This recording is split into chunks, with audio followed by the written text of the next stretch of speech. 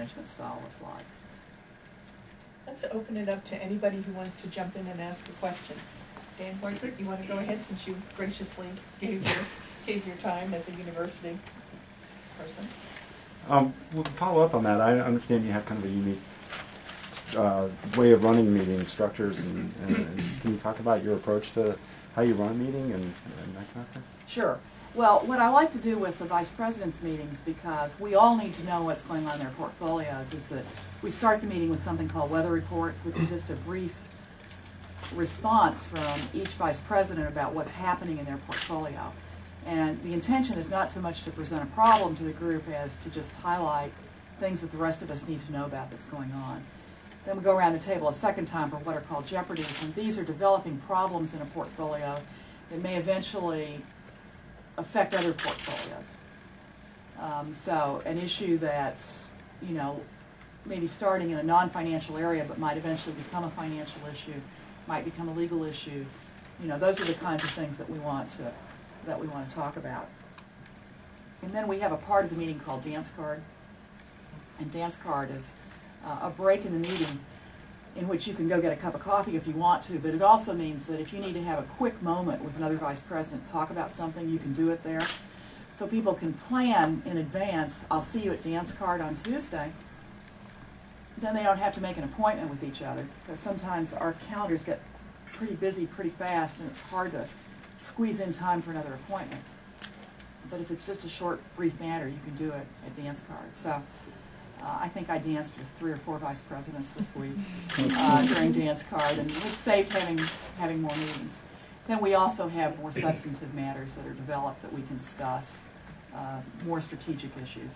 The vice president's meeting, I think, should focus more on strategic and long-range issues. I'll also be holding a dean's retreat this month, which will be an opportunity to talk with the deans about some important issues. During my visits to Charlottesville since January, I've had an opportunity to meet every dean and have a pretty good long discussion.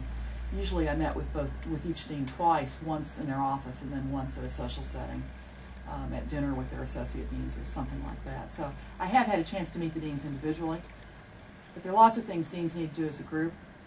And so we talked about some of those interdisciplinary programs. There are things like that that transcend the dean's portfolio, so they need to work well with one another too.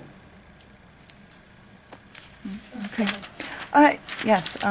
Can you comment on the current lawsuit that Attorney General Ken Cuccinelli has with the university about releasing the research from Mr. Mann?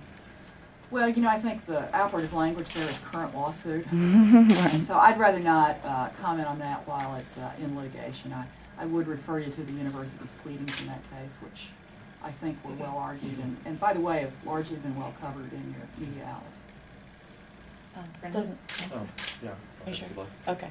Doesn't seem like any sports reporters are here, but if you could talk about your goals for like the football and basketball programs at UVA.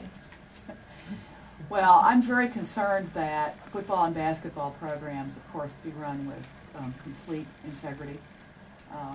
Compliance is very important to me. It's also important to me that those are not just athletes, they are students first. That's why student comes first in student athlete.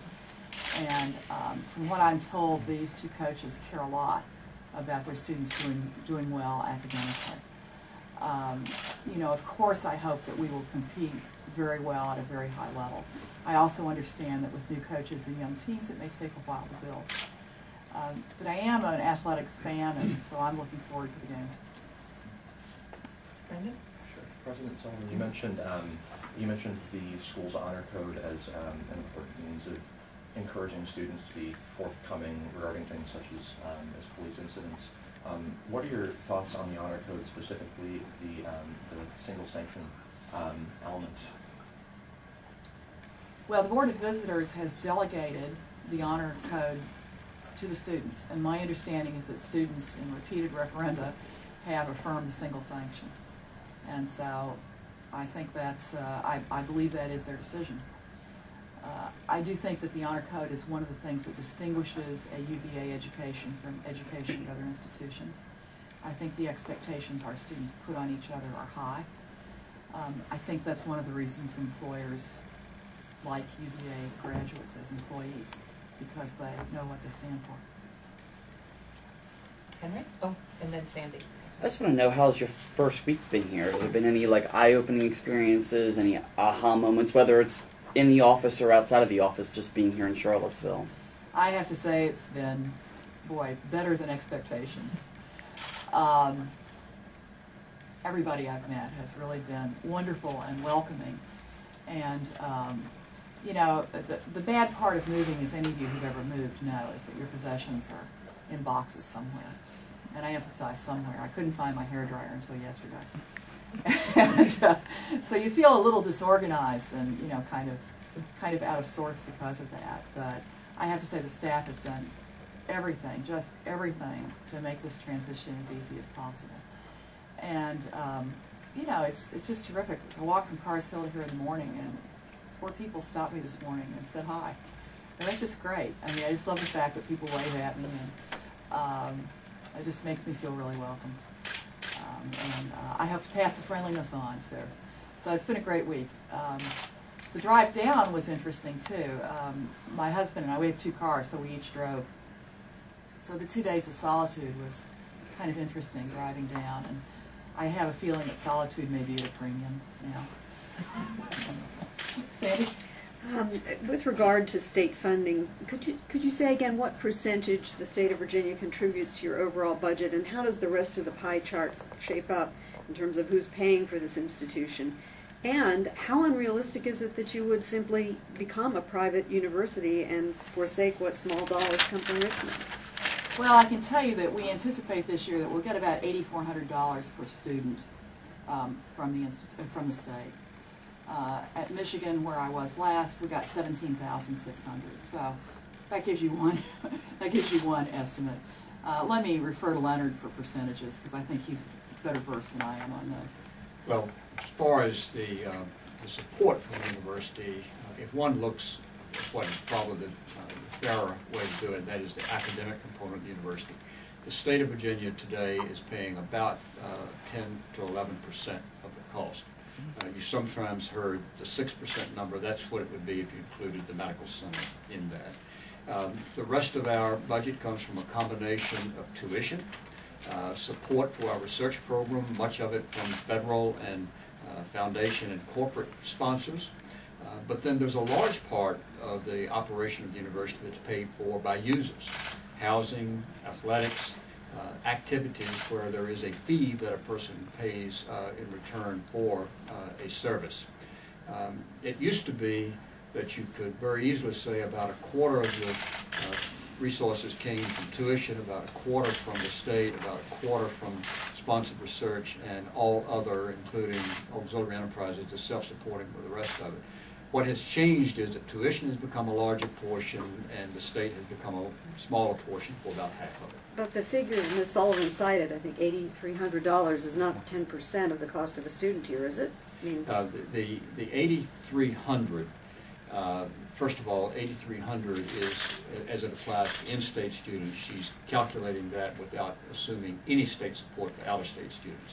So, no, it's not 10% of the cost of a student, but remember, we do a lot more here than just educate students. So when we talk about that the state pays about 10% of our total budget for the academics, that about $1.2 billion. But that includes research, that includes lots of other things. And so when you talk about the cost of educating a student, you would not include those. Now, as for our being private, which I think was the other part of the question, I don't think a university is defined as public or private just on the basis of where the money comes from. The truth is, if we looked at a lot of private institutions today and we looked at how much money they get, particularly from the federal government, and in many cases from the state government too, they get quite a bit of taxpayer money as well. What makes them private is their mission and the way in which they're organized. So to some extent, what makes us public is our mission. And no matter where the money comes from, I don't see the University of Virginia ever failing to be public in the sense of being dedicated to and interested in the welfare of the Commonwealth and of the larger country. We'll always be public that way. It's in our DNA. Our board is appointed by the governor, and to that extent is representative of the wider interest of the Commonwealth. There's so many ways besides just budget that we are part of the Commonwealth. And so I'm not saying the public-private distinction doesn't matter, but I'm saying it's fuzzier at the edges than most people give it credit for being.